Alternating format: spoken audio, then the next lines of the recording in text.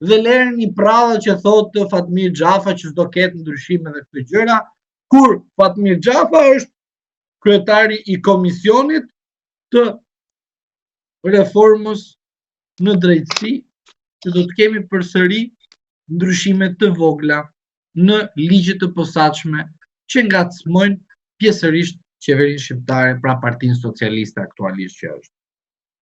Pra, për ata që thënë që ky debat është një debat momentan, është një krisje, është e pavlerë, nuk ka vlerë fare, e di si më kujtohet mua ky rasti i kësaj gjë të pavlerë, po thjesht pak vëmendjen tuaj.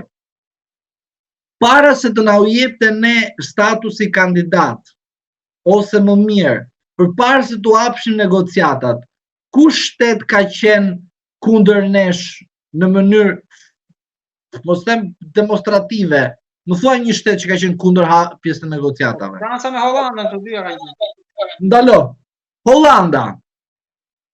Pyetja, kush ka qenë kryeministër në atë kohë? Rute. Shefi NATO-s. Jo, mos shko ke shumë shpejt, kuptoj që i zgjut, po një sekond. Por ai shkreti ishte nga mes deri në darkë, jo në NATO. Po si ka mundësi 2 vite para se të shkonte në NATO, ta Shqipëria duhet të hapë negociata.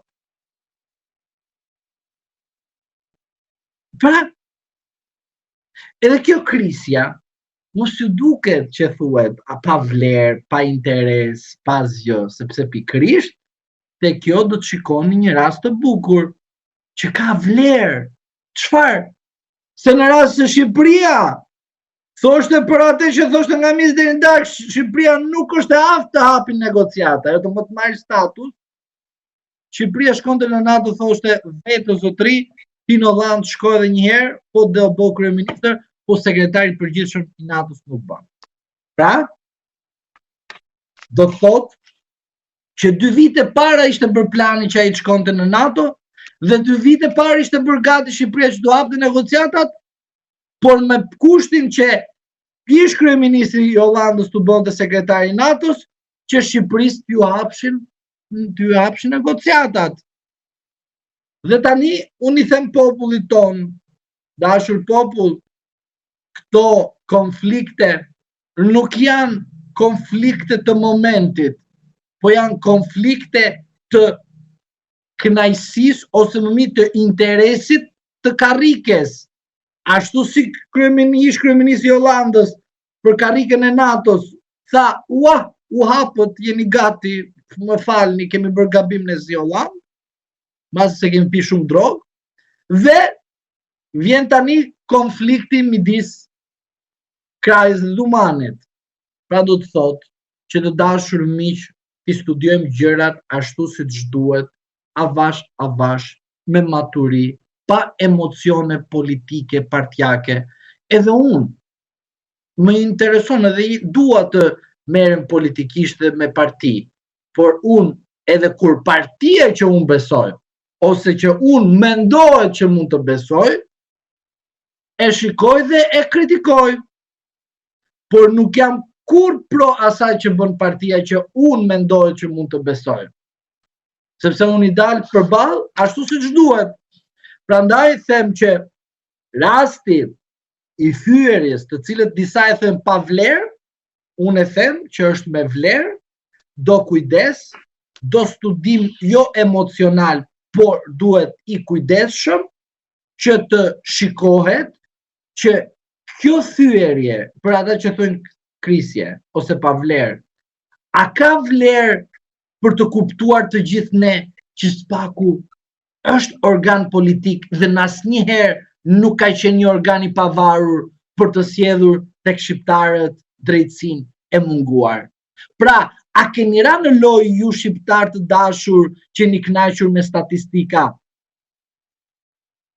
Këtu lind pyetja. Këtë do përgjigjemi nga shtatori në vazhdim në dhjetor, besoj. Deri në shtator në media janë hedhur disa lajme për qarkullim, disa emra nga Benet Peci, Mazniku, Termet Peçi, Gjysagasi.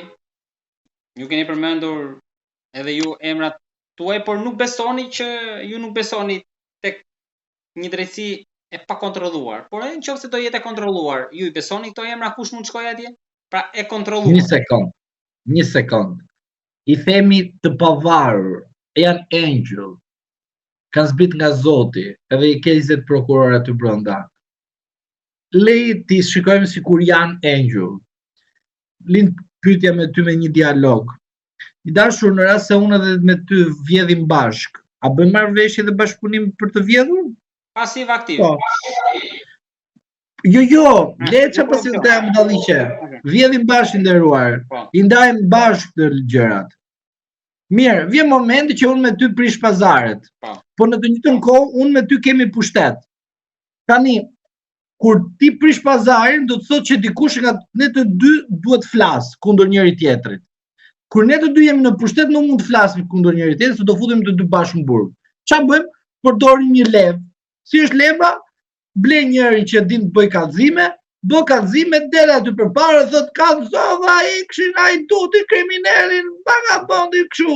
Zakonisht. Por ai që ka bërë kallëzimin, zakonisht ky është nga rradhët tuaja, nga avokatia. Po nuk na interesojnë këto. Më dëgjoj mua. Nuk na intereson. Jo, le figurat. Okej. Pra, thelbi është ky. Unë me ty vjedhim bashkë. Unë edhe ti kemi pushtet, po nuk na e mban që unë edhe ti themi kush nga të dy kemi vjedhur më shumë apo më pak, përdorim një mekanizëm. Dhe i themi shko dil përpara, thosh për hajdutin që bashkëpunoja unë me ty. Pra, por unë jam më i pushtetshëm se ty, ti je më i dobët, po ke pushtet. Tani, ai ta bëri gjomën ty. Ti nuk mund të bësh gjomë sepse do dukesh që unë me ty kam vjedhur bashkë. Ti ri i heshtur dhe bën veprime të ndryshme. Tani, do më thuash ti mua, spaku kur i shkon dosja atje, çfarë bën? Kur ka të bëjë me këtë pushtet, lloj pushteti që kemi bashkë, e zvarrit. Pra, kapën tani rastin Berisha, supozojmë. E zvarrit. Pse? Se ka qëllime të tjera. Meta, e zvarrit. Beqaj, e zvarrit. Se të gjithë këta, po të shikosh, në momenti kur është bërë kallëzimi, dhe në momenti kur është vazhduar masa e sigurisë ndaj tyre, është më shumë vonesë. O ata të spagut kanë punuar politikisht, edhe kanë pritur derisa të ndryshojnë karrigen, që Meta të zbresë nga president e të arrestohet 2024, kundërkohë ka zbritur që në 2022. O me Berishën që e bërë sa po iku Jurikin, e futën në mas sigurie, që nga tregojnë nëse Berisha që ka hajdut, që të kënaqet ajo popullata, hajdut, kriminal, këtej nami bëhet nga korrupsioni, Ksaliu ka ngel lekeqja e këtij vendit dhe asnjë tjetër. Më kupton? Pra, kjo është logjika, ky është sistemi, si punohet sistemi. Tani, këto emra që më theti mua, nuk kam pik vlerë fare. Pse? Sepse kur unë po të them ty dhe të kam thënë prezumimi pafajësisë të spaku është harruar me kohë, dilte Erion Velia dhe kur arrestonte Meta dhe Berisha dhe të tjerë, të opozitës, drejtësia që ne kemi bërë dhe kështu, shkoj partia veti ve kapaku Veliajt. Tani del Velia më të thotë sa bukur e hongërn ata se ai është brenda dhe partia e çon Durrës, s'del. Se partia vet ja futi, s'ja futi dikush tjetër. Pra, emrat që ti më thua, a janë me numër rëndor, apo janë me gërmën e parë të alfabetit, apo shkruajnë nga A-ja të Z-ja, mua nuk më hyn fare në punë kjo gjë. Edhe si kur nesër zotërit të më arrestojnë guvernatorin e Bankës së Shqipërisë, unë po të them ty, guvernatori falimentoi bankat. Guvernatori ka bërë atan më të madhe, edhe si kur të ketë ndodhur. Zotëri, guvernatori nuk normon ligje, vetëm rregullore, por ligjin e normon ligjvëndësi.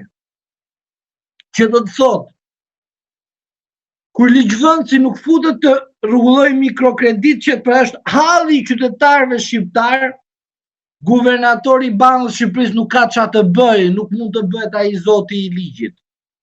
Sa i vetëm rregullore bë. Ligjvëndësi ve kufizime thot, minimumi, maksimumi, kalove maksimumi vepër penale, zotëri. Pra, e kuptove në cilën fazë? Pra, edhe si kur të më arrestojnë guvernatorin Spaku, që thot do bëjmë drejtësi, do i kapim hajdudo dhe fusim në burg, kjo është mashtrim. Pse? Se ligjvënësi është ai që e kufizon edhe vendos pikat mbi i, edhe në abuzime që ndodhin në sektorin bankar, edhe kudo në vendin tonë. E sola si një shembull. Inshallah mos shikojmë filxhan, po Njëherë ka ndodhur. Avokat, po, ai gjeti pafajësinë. po mori dhe janë 7-8 minutë rroga, nuk e di sa mori shpërblim. A 20. Tani ato ti pagoj populli shqiptar. I pagoj. Shiko, të themi dhe rastin e këtij. Kur ka ndodhur kjo gjë, më ka në vëmendje direkt ajo rasti i Ilir Metës që ishte kryetar parlamenti, po të shikoj që thoshte ne besojmë sistemin e drejtësisë, kishte mbajtur ai gati 1 orë deklarat në këmbë për të folur për guvernatorin e Bankës së Shqipërisë asaj kohe, dhe mbajtje deklarata e tij ishte kaq shumë, do thoya deklarat që thoya, ore ky e ka fut në burg ose drejtësia funksionon në Shqipëri. Prandaj që gjeti pafajësi zoti Fullani, sepse politika shqiptare e futi në burg. Avokat, kam një çështje të fundit që lidhet me atë që ju përmendët, me Metën.